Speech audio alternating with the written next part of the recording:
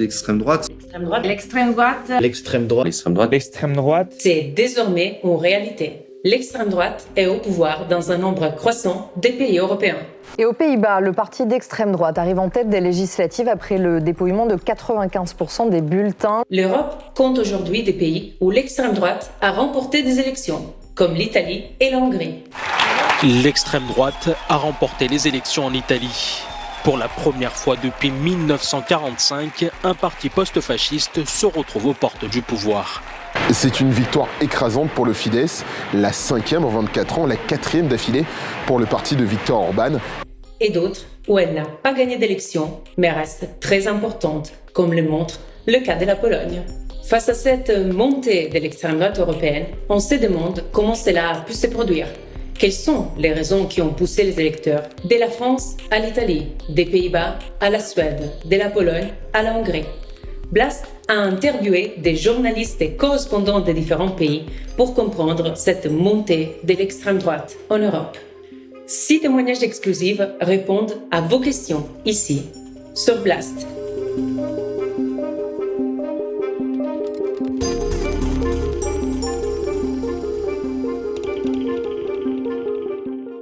L'extrême droite, qui est incarnée par le Rassemblement national en France, c'est aujourd'hui plus ou moins le premier parti de France. C'est-à-dire que près d'un tiers des électeurs votent pour Marine Le Pen ou pour ses candidats à la plupart des élections. C'est ça qu'on veut pour notre pays? Moi, je veux pas ça. Alors après, ça va varier. On sait qu'ils font des très bons scores aux européennes. Aux législatives, pour la première fois, ils ont obtenu 89 députés. Ça veut dire qu'en France, il y a 89 territoires où le Rassemblement national est le premier parti, quelle que soit la manière dont on compte en France. Donc ça veut dire qu'il est très implanté.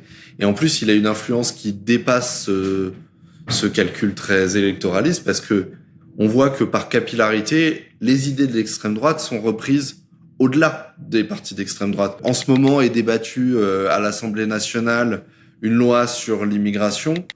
On voit que la droite, dite républicaine, défend la même ligne exactement que l'extrême droite. Donc il y a eu une extrême droitisation aussi des idées en France. Le texte qui va sortir à la fin de ce Sénat, c'est le cabinet des horreurs. C'est en réalité l'accord scellé, non pas entre le LR, les centristes et le gouvernement, c'est l'accord scellé entre LR et le Rassemblement national, puisque tout ce qu'on trouve là dans ce texte, c'est le programme du Rassemblement national, voire le programme du Front national historique des années 90. C'est juste une loi de police des étrangers. C'est comment on va pourrir beaucoup plus la vie aux étrangers. Il y a plein de raisons pour lesquelles les gens votent Marine Le Pen ou votent à l'extrême droite. Il n'y a pas un électeur type du Rassemblement national qui serait un profil type. C'est plus compliqué que ça. Il y a plusieurs facteurs. Déjà, on peut dire qu'il y a globalement un ressort populiste, c'est-à-dire une défiance envers les élites qui gouvernent depuis plusieurs décennies en France. Il y a une alternance entre la gauche dite républicaine et la droite dite républicaine qui tour à tour gouvernent. Et les gens considèrent que ces gouvernements successifs n'ont pas assez changé leur vie. Ils n'ont pas assez amélioré leur quotidien. Et donc, il y a une part importante des électeurs qui ont arrêté de voter et une autre part qui se tourne vers Marine Le Pen en se disant, on n'a pas essayé, essayons. Elle promet des changements un peu plus radicaux.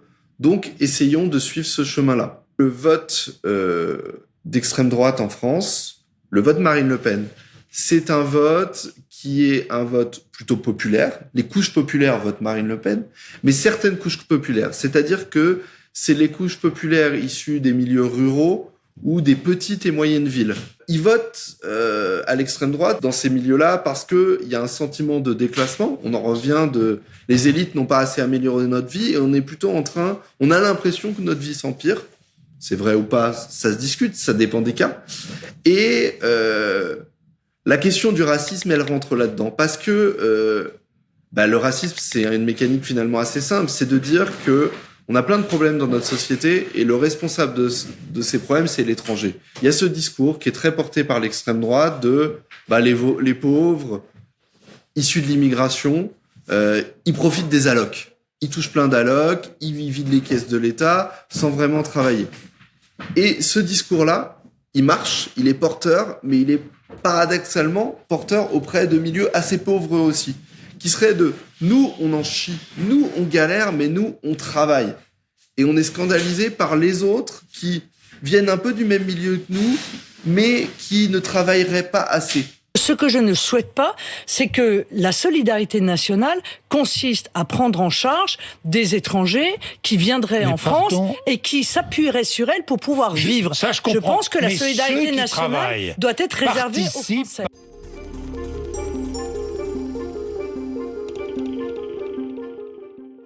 L'extrême droite a eu la majorité relative aux élections. C'est quand même 23% des voix aux Pays-Bas, donc c'est énorme, et 37 sièges au Parlement. Alors aujourd'hui, on ne sait pas si l'extrême droite va gouverner le pays et si Geert Wilders va devenir Premier ministre. The biggest threats to our survival today and the threats to our freedom are the European Union, mass immigration and this terrible Islamic ideology of submission and violence. Aux Pays-Bas, l'extrême droite a toujours eu une place assez importante dans le paysage politique depuis la fin des années 90, je dirais. Mais là, depuis 2006, c'est encore plus remarquable au niveau parlementaire. Donc c'est la place qu'elle a. Elle a toujours été importante, mais elle n'a jamais été au pouvoir réellement. Pour que l'exécutif, qu'il y ait un nouvel exécutif, il faut un accord au Parlement. Il faut une coalition qui soit minoritaire, soit majoritaire. C'est un pays quand même très très conservateur, malgré le côté libéral. En fait, il faut retenir que la politique néerlandaise est conservatrice et le pays est extrêmement conservateur. C'est assez étonnant cette montée populiste. Donc l'immigration, c'est un des premiers sujets. C'est assez difficile de savoir si c'est réellement un problème de fond sur l'immigration ou si c'est une idée préconçue des Néerlandais parce que le gouvernement s'est effondré sur un scandale, qui n'était pas vraiment un scandale, mais sur des désaccords sur l'immigration en juillet dernier. Donc peut-être que les Néerlandais ont été influencés par ce sujet en se disant que c'était un sujet plus important en fait que ce qu'il n'était vraiment et ont eu peut-être un vent de panique en fait sur l'immigration en se disant si le gouvernement est tombé à cause d'un désaccord sur l'immigration, peut-être que c'est un sujet dont il faut qu'on se préoccupe plus. Et donc peut-être qu'ils ont eu peur d'une vague migratoire qui n'est pas réelle pour l'instant. Il y a aussi la question de l'azote, donc la question de l'écologie. Les Pays-Bas, contrairement à ce que la plupart des gens pensent, est un pays qui n'est pas du tout écologique. Ils utilisent à 85% des énergies fossiles encore aujourd'hui. Donc en fait, c'est un pays qui n'est absolument pas du tout écolo. Et d'ailleurs, ils surproduisent. Au niveau agricole, c'est quand même les deuxièmes exportateurs agricoles mondiaux, alors que c'est un pays minuscule. Et en fait, ils polluent énormément leurs terres et leurs eaux avec de l'azote parce qu'ils surproduisent. Et justement, ils ne respectent pas les normes européennes. Et ça, c'était un des sujets aussi brûlants au Parlement ces dernières années. Ils n'arrivent pas à s'entendre sur une loi. Et ça pourrait expliquer aussi la volonté de certaines personnes à voter Wilders parce qu'il ne s'est pas vraiment prononcé sur le sujet. Mais on peut se douter qu'il ne va pas être pour l'écologie dans le pays. Et il va plutôt être pour la production, vu qu'il veut faire de Netherlands great again. Voilà. Et il a un peu le même discours que Trump.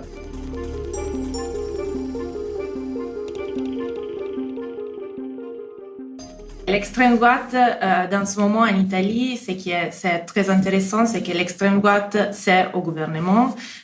Giorgia Meloni et son parti politique, ils ont gagné les élections, ça fait déjà 1 an et demi plus ou moins. Donc, ce qu'on voit en Italie, on est en train d'assister à ce qu'ils sont en train de faire du moment qu'ils arrivent au gouvernement. Ils gouvernent avec une coalition avec des autres partis politiques qui sont toujours à droite, plus extrême droite ou moins extrême droite, parce qu'il y a la Ligue et Forza Italia qui c'est plus modéré. Moi, je dirais que c'est très intéressant. C'est un laboratoire pour certains pays parce que l'Italie, pour la première fois, a vraiment un parti d'extrême droite qui gouverne.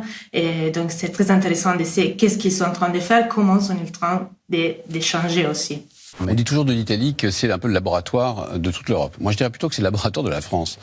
Quand on analyse l'Italie, il faut tenir en compte que la victoire de Giorgia Meloni est arrivée après un gouvernement on pourrait appeler un gouvernement technique, que c'était le gouvernement de Mario Draghi, que c'était un gouvernement avec tous les partis politiques de droite et de gauche, sauf l'extrême droite de Giorgia Meloni, Fratelli d'Italia. Qu'est-ce que ça veut dire ça? Que quand il y a eu les élections, ça fait 1 an et demi, Giorgia Meloni a pu se présenter comme la seule force d'opposition, la vraie opposition, un parti politique qui n'avait pas gouverné, qui n'avait jamais gouverné en fait. Io rimango ferma sulla mia posizione.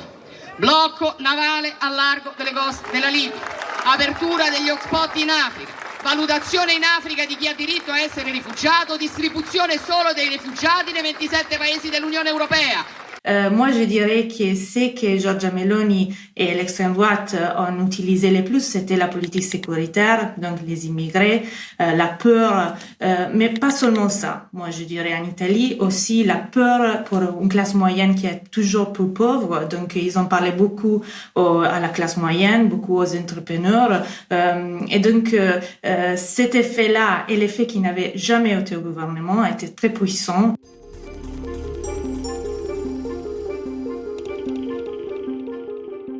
On pourrait considérer que l'extrême droite est au pouvoir depuis 2010 en la personne de Viktor Orban et de son parti, le Fidesz, qui autrefois était un parti, on va dire, libéral-démocrate, centriste, et qui s'est progressivement orienté vers la droite conservatrice et nationaliste. Aujourd'hui, le gouvernement Orban, enfin le Fidesz, allié avec le parti chrétien-démocrate KDNP, possède les 2/3 des sièges à l'Assemblée nationale. Akkora győzelmet arattunk, hogy még a Holdról is látszik, de Brüsszelből egészen biztosan. Il y a eu d'énormes émeutes à Budapest à l'automne 2006, qui ont été ensuite aggravées par la situation économique du pays en lien avec la crise financière donc de 2008. Et c'est grâce à cette conjonction de facteurs, notamment, que Viktor Orban a pu conquérir le pouvoir, ou plutôt revenir au pouvoir en 2010, puisqu'il l'avait déjà occupé entre 1998 et 2002. En 2010, les migrants n'étaient absolument pas à l'agenda politique de Viktor Orban. Les migrants, ils sont rentrés dans l'agenda politique à partir de 2015 et donc de la crise des réfugiés. Economic migration is a bad thing in Europe, he says. We should not look at it as something useful because it only means trouble and danger to the European people. Migration should be stopped. Plus de 400 000 migrants illégaux ont franchi ou essayé de franchir le territoire hongrois à l'époque. Et en fait, je pense que c'est à partir de là qu'on a basculé en Hongrie vers une campagne permanente, c'est-à-dire non seulement contre les migrants, mais aussi contre l'Union européenne, et pour une espèce de, je dirais, contre-révolution sociétale, pas sociale, mais plutôt sociétale, où justement on cible la communauté LGBT, où l'on met en valeur une société traditionnelle, la famille traditionnelle, le père est un homme, la mère est une femme, c'est d'ailleurs inscrit dans la Constitution depuis quelques années. Après, je pense aussi que ce qui convainc les électeurs, ou je ne sais pas si on peut appeler ça convaincre, mais en tout cas, c'est cette base de 2,5 millions, on va dire, de personnes, ce qui fait à peu près un quart, 30% du corps électoral hongrois, qui sont maintenus dans une peur permanente. Et c'est ça qui, en fait, au fond, avec l'aide bien sûr de campagnes régulières télévisées, radio ou d'affichage, qui, on va dire, garantit à Orban ce socle qui l'a maintenu au pouvoir depuis maintenant 4 mandats consécutifs.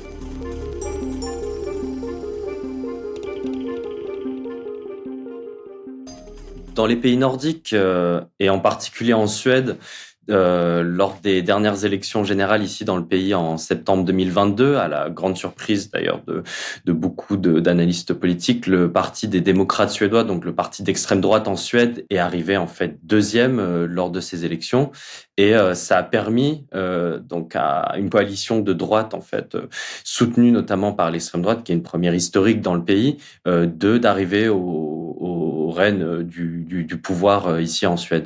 The Sweden Democrats, who have neo-Nazi roots have now made it into mainstream politics. Sur cette explication de l'émergence de l'extrême droite en Suède, je pense qu'il y a de différentes explications. En tout cas, ce qui est sûr, c'est que le Parti des démocrates suédois, comme beaucoup de partis d'extrême droite en Europe, capitalise énormément sur les thématiques de l'immigration, avec un discours nationaliste et en gardant cet aspect un peu social aussi, donc à l'image peut-être de partis comme le Rassemblement national en France. Et aussi, je pense que les démocrates suédois ont pu surfer sur une actualité en Suède qui a été particulièrement marquée, notamment par les violences de gang qui se développent de plus en plus. Alors avec un triste record en 2022 où il y a eu plus de 361 fusillades en Suède, faisant 62 morts. Donc je pense que c'est des raccourcis aussi énormément qui ont dû être faits en liant toute l'immigration, notamment parce que la Suède s'est caractérisée par un accueil de beaucoup de personnes réfugiées, notamment en 2015 et en 2016, et l'émergence des phénomènes de gangs ont été rattachés avec ce phénomène d'immigration, ce qui, pour de nombreux experts, n'a aucun lien, parce que la criminalité existe en Suède depuis très longtemps, et l'immigration n'est pas venue accentuer cette criminalité.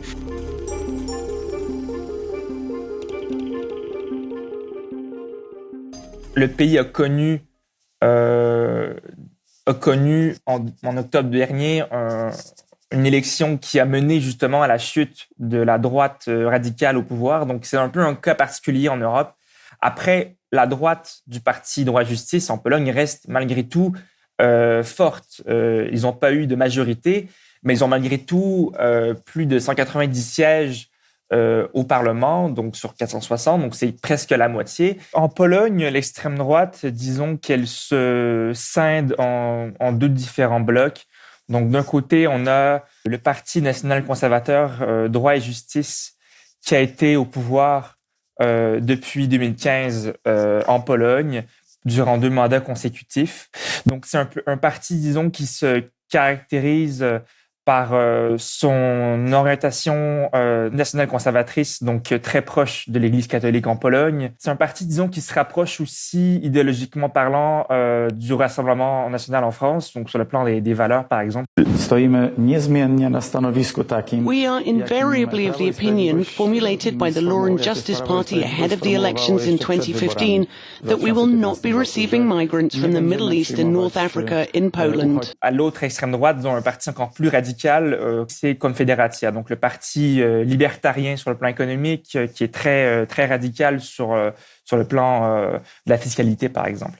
En fait, le parti Droit et Justice est arrivé en Pologne en 2015 dans un contexte très tendu en Europe. On se rappelle que c'était la crise des réfugiés partout en Europe. Donc, comme en Hongrie, par exemple, la Pologne du parti Droit et Justice a agité l'épouvantail migratoire, notamment pour se faire élire. Donc, employer une rhétorique très agressive vis-à-vis de la migration.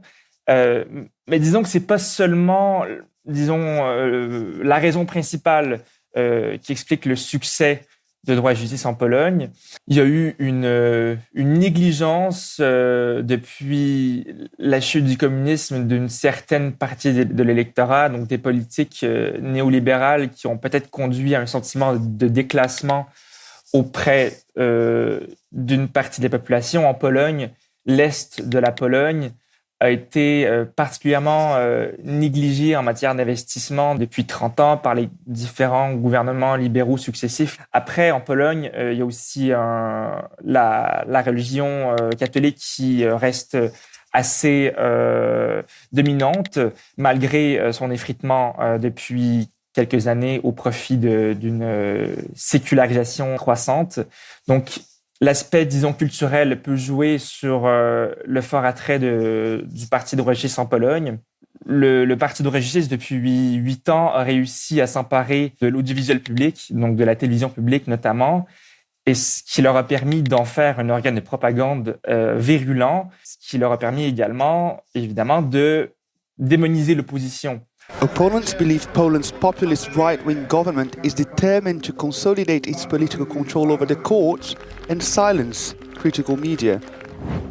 Vous l'avez compris, l'extrême droite est puissante dans de nombreux pays européens, dont la France. Dans cette vidéo, Blast a analysé les raisons pour lesquelles les électeurs ont voté pour l'extrême droite dans 6 pays européens. Très bientôt, nous analyserons les conséquences, surtout sociales, des gouvernements d'extrême droite. Merci d'avoir suivi cette vidéo. À très bientôt sur Blast.